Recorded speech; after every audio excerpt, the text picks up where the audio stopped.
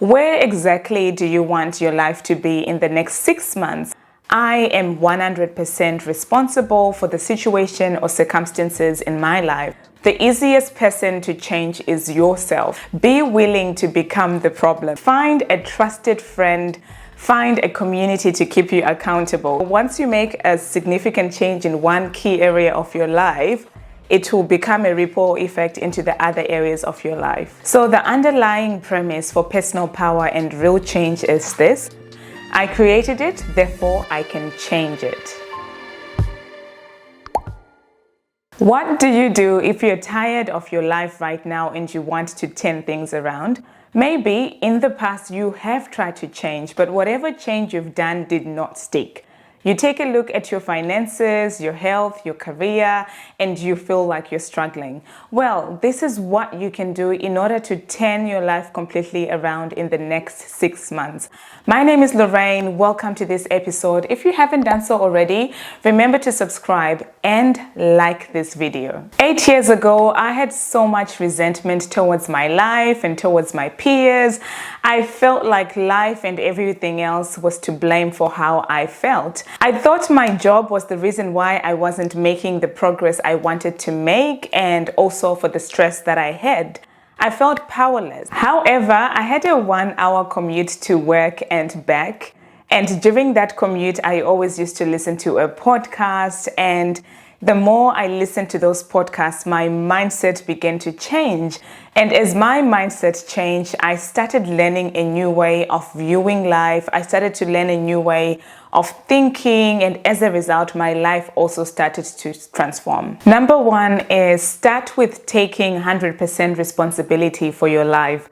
So the underlying premise for personal power and real change is this: I am 100% responsible for the situation or circumstances in my life. I created it, therefore I can change it. In a keynote speech, Oprah talks of a time when she had to make a recitation of a famous poem. The poem was the Invictus, and you've probably heard this poem, especially the following verse. It matters not how straight the gate, how charged with punishment the scroll. I am the master of my fate. I am the captain of my soul. And she describes in this keynote speech how, as a young girl, she felt so alive from hearing those words, because she realized that it didn't matter what her past or present was, but she had the power to make a change. So I want to challenge you to make a paradigm shift. Be willing to become the problem. So for me, I thought the problem was my job, my social commitments, society, background, the state of the world, and this only left me powerless. But I want you to actually take your power back. I had to make an important mind shift. So whilst external factors play an important role in molding us, I'm not denying that, the easiest person to change is yourself. Focusing on yourself is going to free up your time, is going to free up your energy as well. And taking ownership also enables you to look around and make a decision to change things for the better. What decision will you make today in order to change your personal life and your career? Let me know in the comments. Moving on to number 2, decide where you want to go. Where exactly do you want your life to be in the next 6 months? I call this life visioning, and I'm going to expand on it in the coming 2 episodes. But I want you to write down exactly what you want to see in the following key areas. 1, your physical health. How much do you weigh? How good do you look? I really want you to think about those things. And then your financial health. How much are you earning? Are you taking good care of your money? Your personal relationships. Are you healthy and thriving? Your career. Are you performing at your best? Are you excited about waking up in the morning? Your love life, are you nurturing your relationship? And your spirituality and self-care, are you actually nurturing your spirit and filling your cup? You only need to focus on 1 to 3 key areas. I would advise you not to focus on more than that, because then you spread yourself too thin. So once you make a significant change in 1 key area of your life, it will become a ripple effect into the other areas of your life. This is called the butterfly theory. In chaos theory, the butterfly effect is the sensitive dependence on initial conditions in which a small change in one state of a nonlinear system can result in large differences in a later state. So I want you to know that those small changes actually can make a massive impact. So write down how your life looks in 6 months in those 1 to 3 key areas you decided on. Focus is going to be your superpower over the coming months.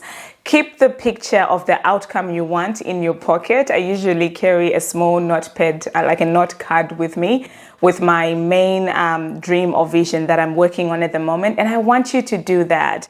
And as you do this, I want you to read it daily when you wake up and when you go to bed, because now you're changing the mental picture in your brain. You're telling your brain to think about different and new things. You're teaching your brain to create a new picture of where you want your life to be. The third step I want you to take is to commit to one small action every single day for the next 66 days without even missing a day. And the reason why I say 66 is because this is the time frame required in order for a small habit to become second nature. So your brain needs that much time in order to create patterns in your brain that enable you to just do it every day without even thinking twice. So for me, I know that years back, I decided to start waking up every day at 5 a.m. in the morning. So nowadays, I don't typically do that every day. It changes with the season. Sometimes it's 4 a.m., depending on what I'm working on. Sometimes it's 6, sometimes it's 7 a.m. But I always love to have that consistency. And what happened with waking up at 5 a.m. is it became a keystone habit, in that if I was up at 5 a.m., everything else would fall into place. I would read my goal and vision for the next 6 months. And then I would exercise because I'd woken up early. I would journal. I would read a book. And as I did that, my life really started transforming. So maybe for you, it can be just exercising every day. And exercise is going to make you feel good about yourself. It's going to motivate you to take regular action on what you're working on. In order to succeed, consistency is definitely key. So track your progress by ticking it off either on your calendar.